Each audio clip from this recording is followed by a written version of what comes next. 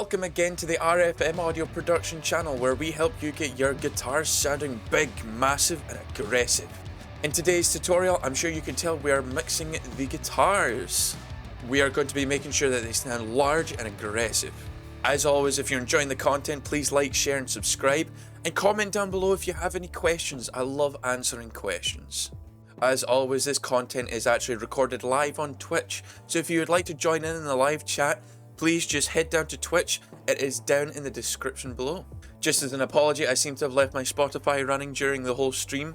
However, everything should be fine. It isn't copyrighted. It is uncopyrighted music from Streambeats. Thanks, and a big shout out to them as well. Anyway, let's get on with the tutorial, shall we?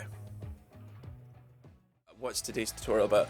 Well, we've actually covered vocals, we've covered drums, and we've also covered bass as well, the low end as well.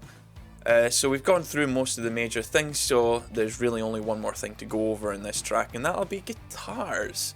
So where it is electric guitars we're focusing on today, not acoustic. They are sort of you do have to have a different mindset and different way of thinking about those. So this is for electric guitars specifically. Now, usually I just cover when it comes to this. Usually I just cover your different mixing techniques you'll go through in order to get a bigger thing. But with guitars specifically, I think it is definitely worth having a production mindset as well for recording. If you're doing your own recording, then this is probably great for you. If you're not, if it is someone that's giving it into you, this could be something you could suggest to your client. It is definitely worth giving a go. When it comes to mixing guitars, especially electric guitars, if you're wanting to go for a big wall of guitars sound or a nice large massive guitar sound, you need to have overdubs. You need to have two different versions of two different performances of the same take. That will definitely make it sound a lot bigger. Please do not take the one track and double it and copy it, because all you'll get is it sounding louder. If you put a time delay on it, you will actually just get, if you just put a time delay on it, then all you will get is just phase cancellation. It'll sound smaller, it will sound weaker and less punchy. That is definitely not what you want, so don't go that route. Make sure you do two different performances. If you have a couple of performances already there from different takes, then it's worth just adding them in there, and that's your overdub. Now you could go a step further, which is what I would recommend again, but I wouldn't say it was necessary as such. Is if you have the equipment to do so, play on a different guitar or play on a different set of amps and speakers. That way it gives a different tonality. Even if they're both just playing the same part, if they're playing both the same rhythm part, do it on different equipment. It'll actually sound so much larger and so much bigger. But we will also cover what to do if it is just the same equipment that's used within the recording. Anyway, there's plenty of ways to get around that, but definitely worth considering if you like to record yourself. Anyway, so we have pretty much gone through all of the production techniques. I have one thing that we're going to start off with, so let me just pull up Reaper. It's a brand new day, better get up. There we go. Must have just pulled it out a little bit.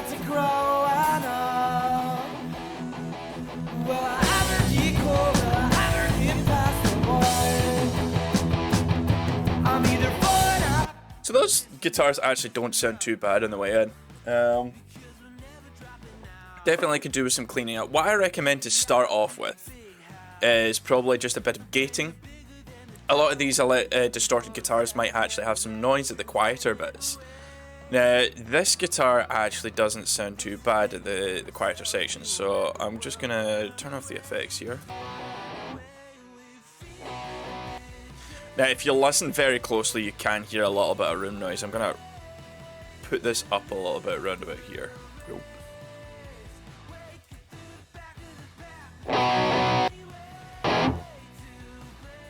You can hear a little bit of ever so slightly, but honestly it's pretty much negligent when you actually put it down. But some guitars do actually end up having a lot of floor noise, maybe even some room noise in them. What I would definitely recommend as a way of starting off is just put on a gate. This is actually quite a soft sounding gate that we've actually got on at the moment, so it doesn't sound too bad.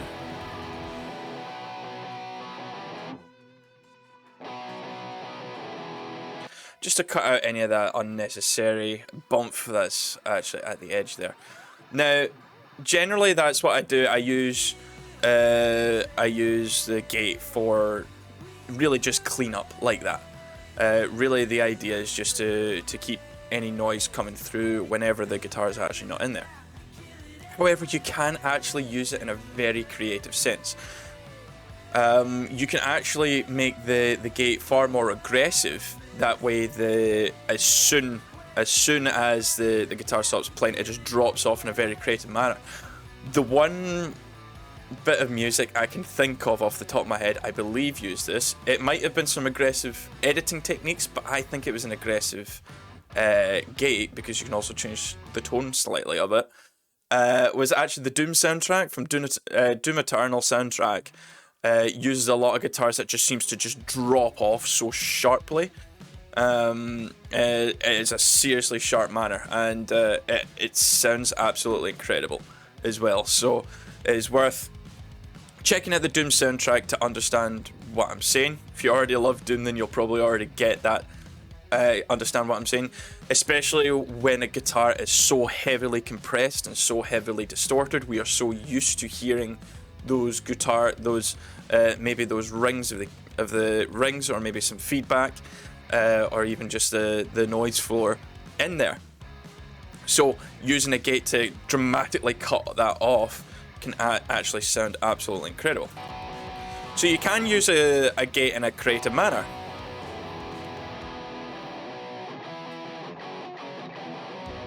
You can also add punch. Now, this guitar rings out, so I didn't want to have it very aggressive. I didn't want it to cut out that ring. I love the sound of this ring in here.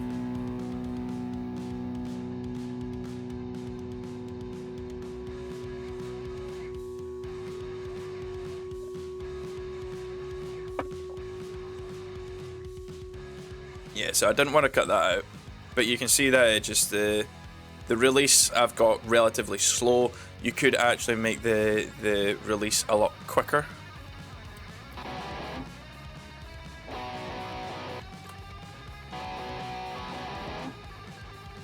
Just to make it sound a little sharper, but I've got it a bit shorter. But I've got it a bit longer, rather, is what I meant.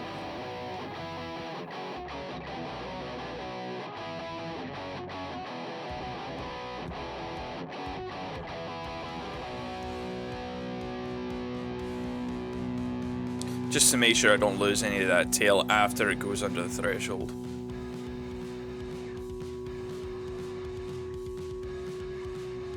I do actually have a bit of hold on there as well. But yeah, so that's a good place to start off with. It's just kind of gating your guitars just to get a little bit of cleanliness going in there. Anyway, so let's actually jump towards probably the bit you'll be spending most of your time on. And that'll be EQ. Now, again, from the previous session, we'd already cut out some of the lows. I've actually done it quite aggressively here. I've done it up to 150, just because I want that bass to have a lot of space. That bass is just as important as the rest of the guitars. It does. You could consider it a guitar, but with it being having such a lower frequency range, is worth thinking that individually, but it's definitely there to help enforce the guitars.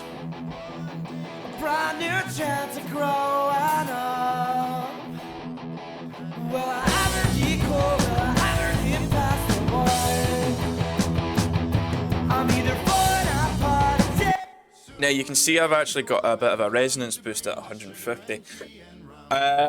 You can definitely get, there's a bit of like conflicting views in this. You can definitely get like a punchier, thicker, and a beefier sound if you boost that area. But at 150 hertz, between 150 and 400, you could potentially get muddiness and boxiness. So I would do it with a bit of care.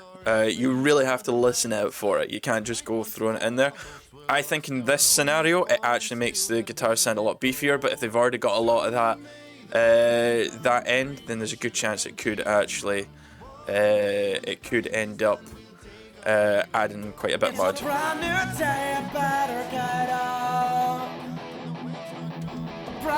chance of growing up. Well, I haven't equal, I haven't hit past the wall. So it did the same here as well. I'm either falling apart or tell myself I was. A sunny new day of celebration. I can't wait to start to go. If you get a chance, you're not shaking, but I'm underneath some self-control. The weatherman say I better be quiet. I'm in over. Right, okay.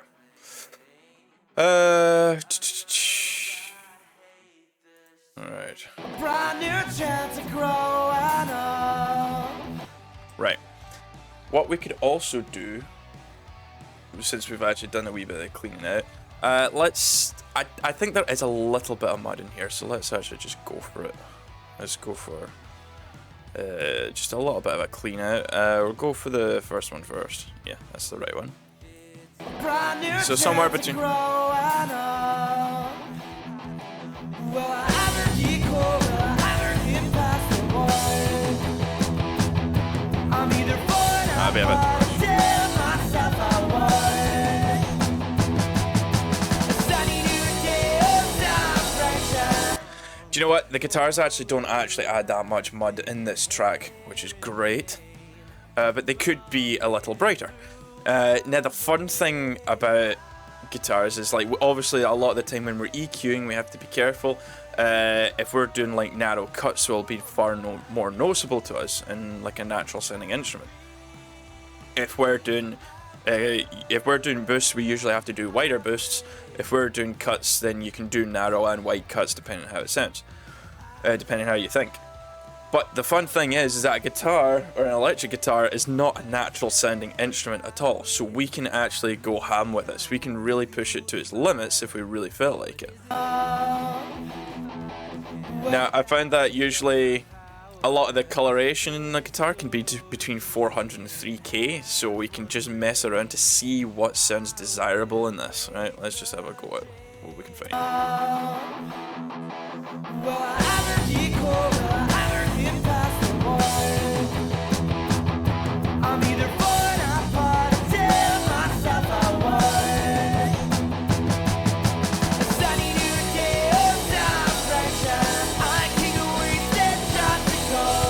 If you get a chance, you're not shaking, but I'm underneath that. It's a brand new day, I better get up. Brand new chance of growing up. Well, I haven't equal, I haven't hit past the wall. I'm either falling apart or tell myself I was. A sunny new day of celebration.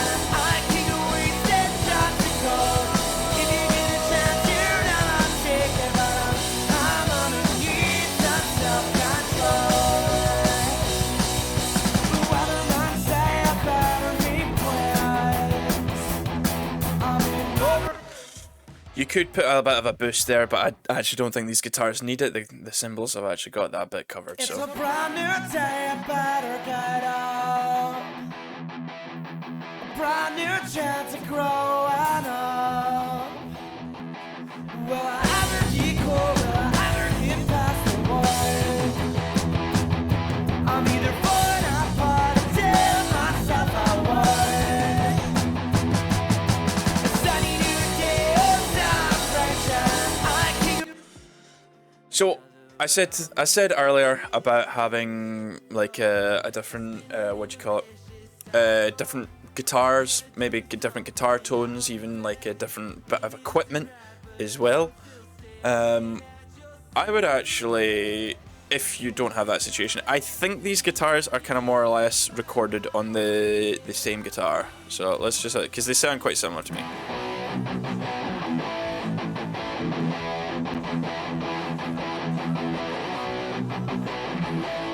Yeah, they sound like they're recording the same equipment for the most part.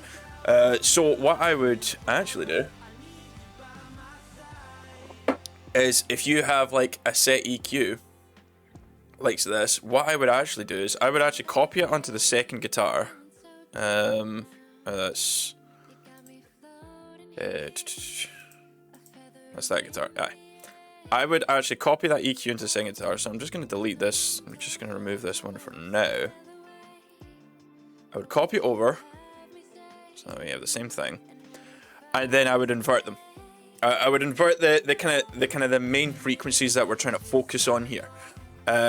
This second guitar sounds quite a bit beefier already, so just because we took it out. But even what I would do is simply make that negative a positive, and then that positive a negative. That way they're actually taking up different frequency ranges, but they're still complementing each other. So we got that. See how it sounds worth.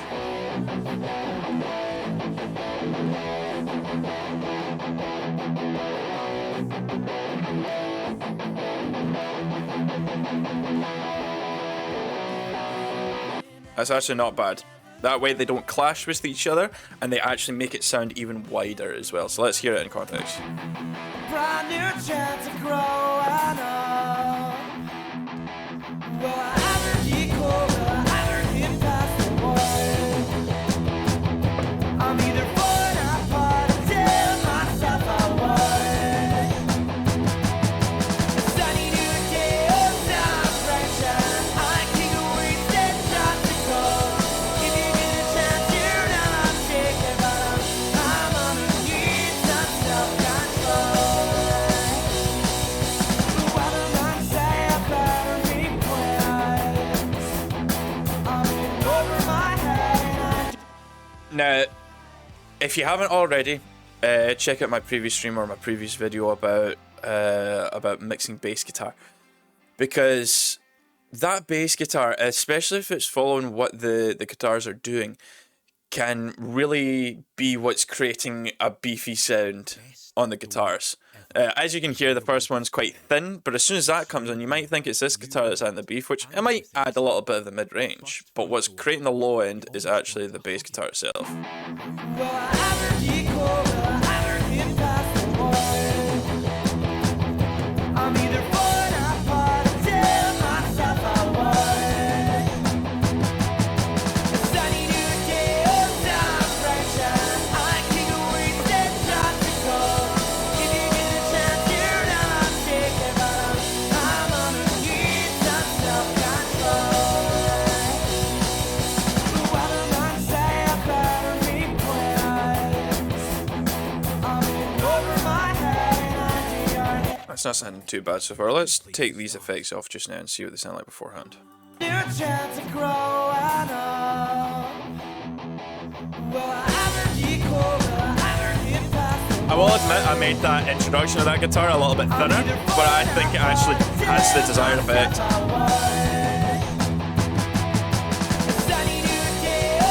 That already sounds wider.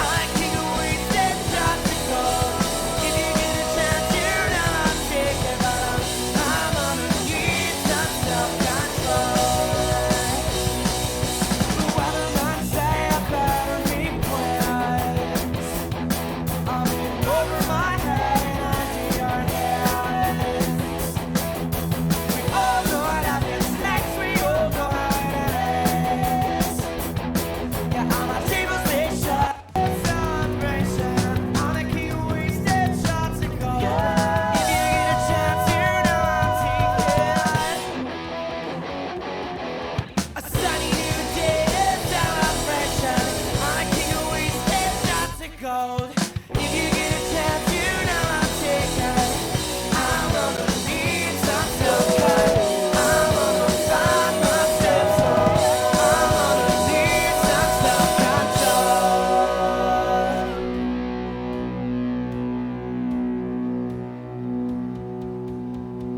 That's actually pretty good. That's actually probably the quickest I've come to a set of guitars that I actually like the sound of at the end of it. It's a brand new day and better get out.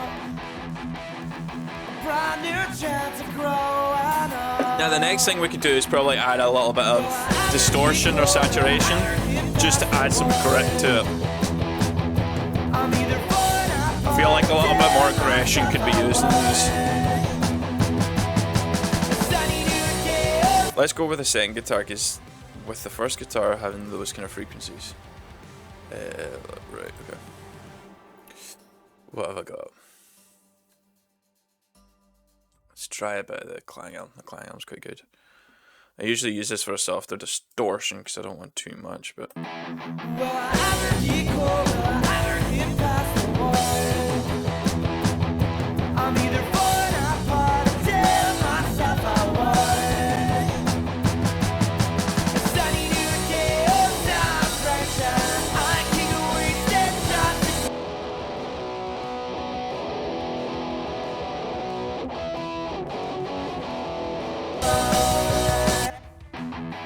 well, I'm equal, I'm in past the war. I'm either born apart or tell myself I was. Sunny new day, oh, time pressure. I can't waste that shot to go. If you get a chance, you're not shaking, but I'm underneath that self-control. Let's just go for this side. I think that's probably too soft. What am I say? I better be quiet. I'm in over my head and I see your head. Remember to be careful when you're adding distortion. You can easily get rid of the low end with that. There are some distortion plugins which are great for holding on to the low end. Saturn's not one of them, in my opinion. Well, I'm equal, I'm in past the war. I'm either born apart or It's a little bit more bite, a little bit more aggression. You can really just pull it up and put it in drive. I'm not quite fussy as to what what my parameters are and stuff like that. I don't really have any particular recommendation for that. Just experiment with it, honestly. Just make sure you don't go too much that it becomes harsh to listen to, or we're just trying to add a little bit more aggression, especially it being a punk track as well.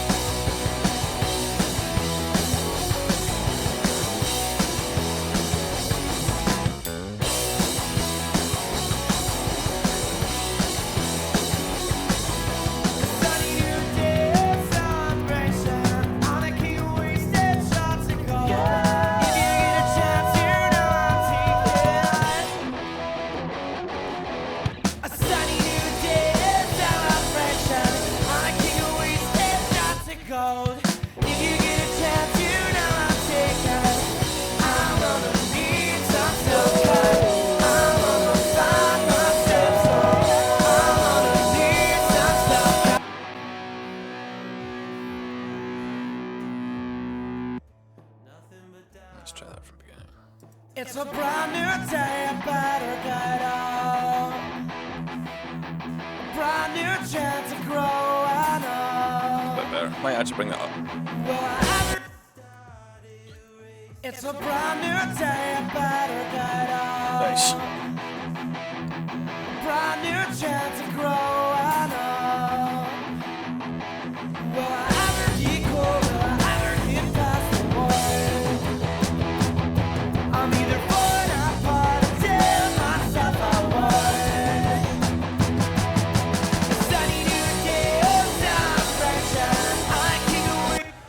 Okay, so that saturation actually sounds quite a bit. It's got a little bit more bite to it. It's not over the top. It's not really changing the tone too much or diverting too much from what we originally had.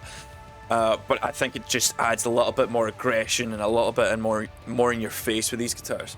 Also, with the varying tones as well, we've actually got it now sounding quite large and wide as well, which is pretty cool. So I quite like it like that.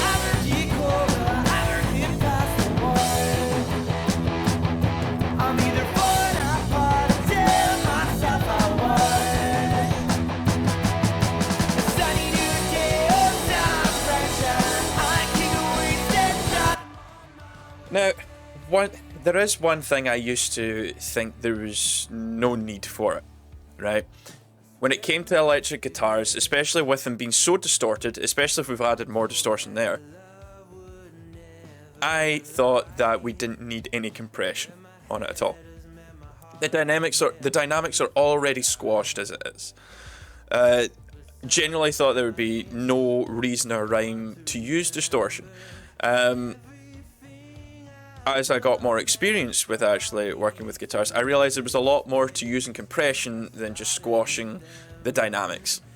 If you've got a particular compressor, certain compressors have their own form of coloration, which can add yet another tone, a little bit more of intrigue and interest into your guitars.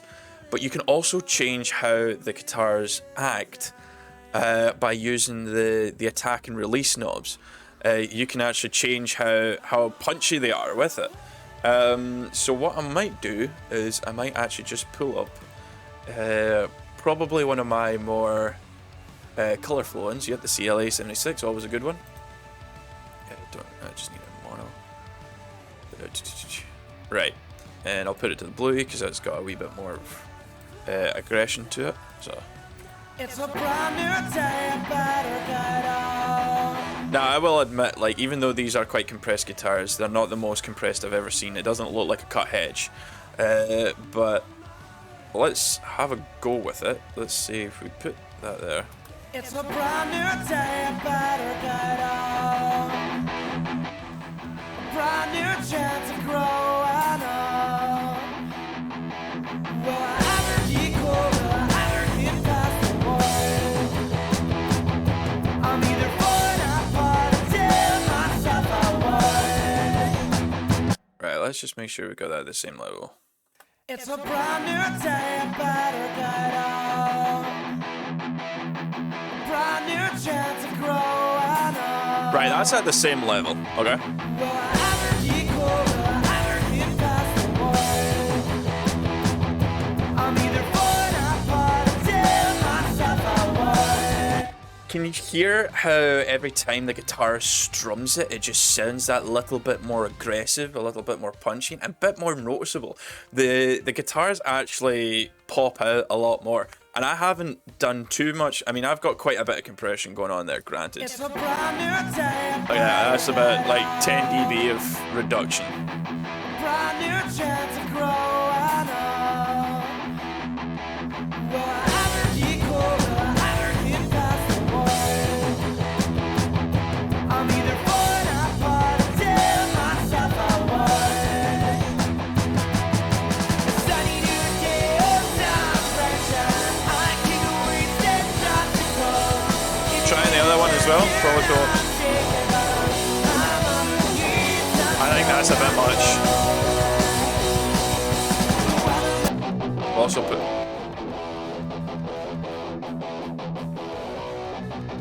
That's better. Alright, that's this.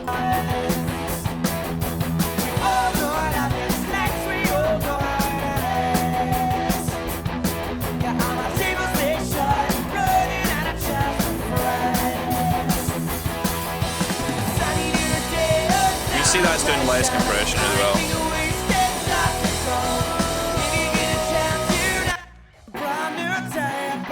See, it has actually added a little bit more aggression with that particular compressor. It's added a little bit more distortion to it, a little bit more excitement as well.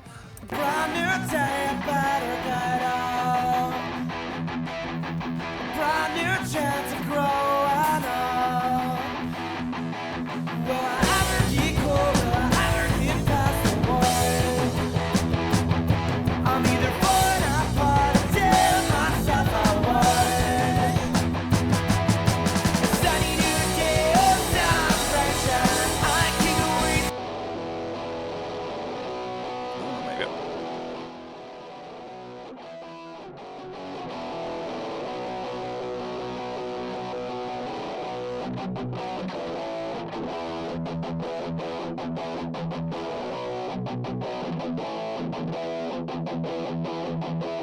Seem to have sucked out a wee bit of the...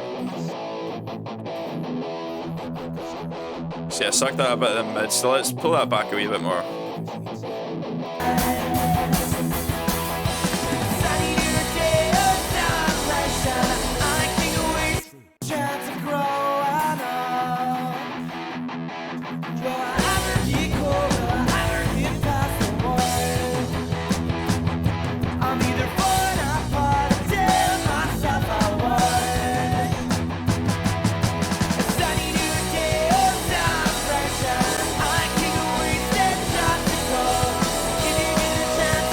So in the end, I feel like the first guitar really benefited from that compressor, but the second one's not. It's kind of disappearing at this point, so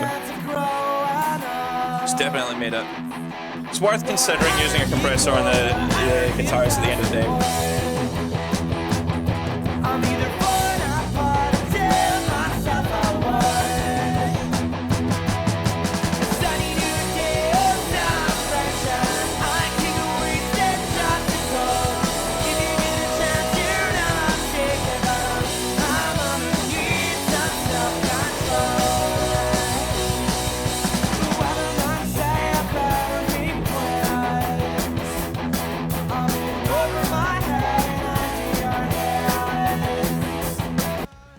Okay, I've actually got another way that we can use compression.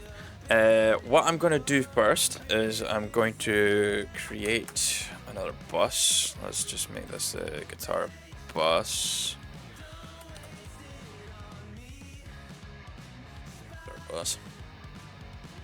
Right, and then I'm going to send both of these to there. Right. So we're getting both through there. Now, thankfully in this situation, I feel like the vocals cut through enough to actually to not actually warrant this technique, but let's have a go at it anyway. So what you can do is you can add a compressor, preferably one that has a key in with it. So what we'll do is we'll just add the fab filter. Right.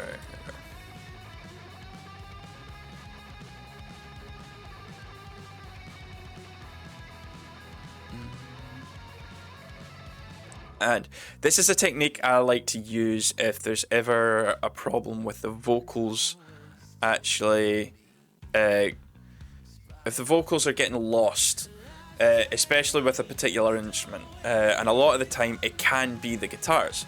So what we're going to do is we're going to create some ducking. Right. I'm just going to do it from there. You need to route it to the bus, preferably to the side chain of this, but this is how thingy works. We send that to 3 and 4. Right. Done it the wrong way. Set it to the wrong thing. Delete that. It's supposed to be going to the guitar bus, not the guitar reverb.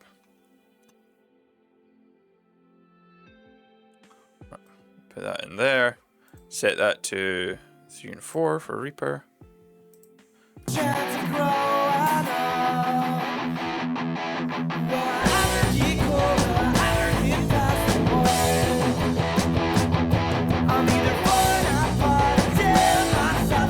So what we've done with this is we've sidechained the vocal into the compressor that's currently affecting the guitars. Now what you can see, if you actually pay attention to this section here, you'll see that it's actually the vocal signal that's coming through.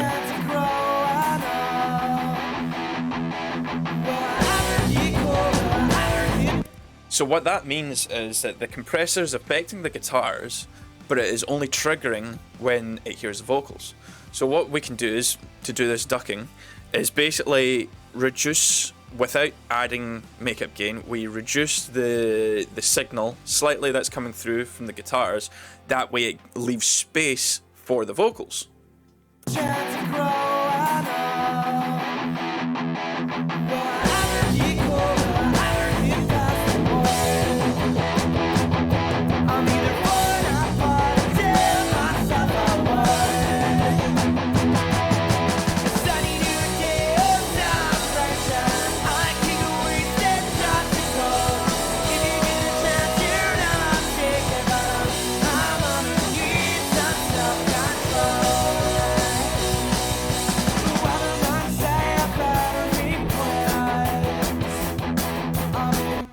you can hear at the beginning there we were doing it quite aggressively. It was really noticeable that the guitars were going down and up, down and up.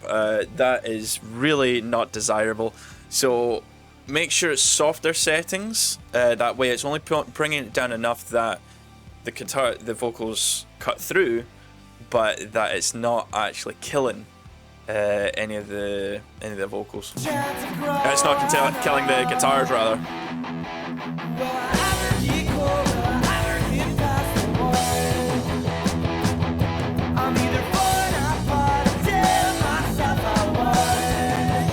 Usually a soft ratio is quite nice.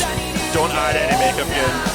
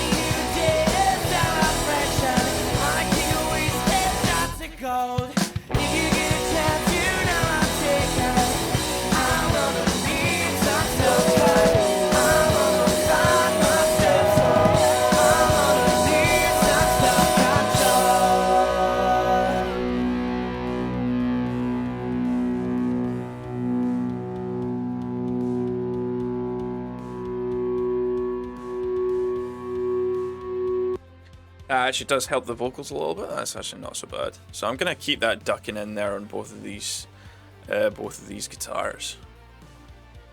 But yeah, no, that can definitely help with just keeping the vocals front and center. Like I said, make sure it's soft. It's soft compression you're doing, else it will be noticeable that, especially if you do it way too harsh, you can just hear it going in and out, in and out, and that is not pleasant at all. Just enough to keep it in place. So I have one more technique for you. I'll take you through. It is actually doing using basically reverbs and delays. Now, when it comes to heavy guitars like this, what I would recommend is if the guitars are faster, if they're quite fast sounding guitars such as these ones, you have a slower, or not a slower, a shorter delay or reverb. This way it doesn't take up so much space with what's going on. You're adding a little bit of room sound, but nothing too dramatic. If you start putting really long reverbs on this really quick guitar, it's going to muddy up the mix, it's going to have a lack of definition, and it's not going to sound interesting whatsoever. But I do think it is worth using delays more than reverbs, just to add a little bit of intrigue to these guitars. But one technique I like to use a lot is, instead of doing stereo delays and reverbs, I will use a mono one.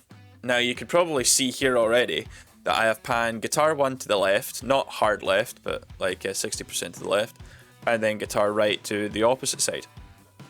Now what I would do is I would have separate delays for both of them, and then basically, like I said, have them mono, but have them at the other side. So I've actually got one I set up earlier. I've got this guitar reverb. Let's just call that guitar 1 reverb because that's all it is. I've already pulled up a wee bit of a delay here. Nothing too dramatic. Added a slight bit of reverb, but the reverb's really short, and I like the distortion sound in this plugin. It sounds absolutely fantastic. It does add a bit more excitement, and I think it adds to the grit and punk vibes. So I do like to add to that. And then I've made it mono by setting it to the right channel only. So let's take that off, and then what we'll do is we've got that. We'll listen to that in solo.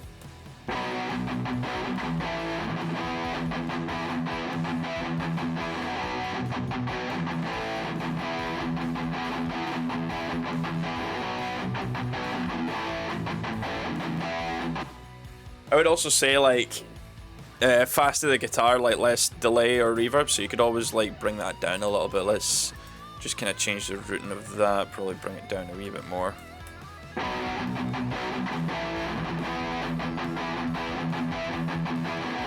So let's hear that together. It's a brand new day, a better get on. A brand new chance of growing up. Having a mono delay and reverb actually makes it sound a lot wider, because you're not also splashing that reverb onto the dry signal as well, like directly onto the dry signal, which, like we've said in the past, it can actually make it sound further away. So this actually does add a little bit more focus onto it.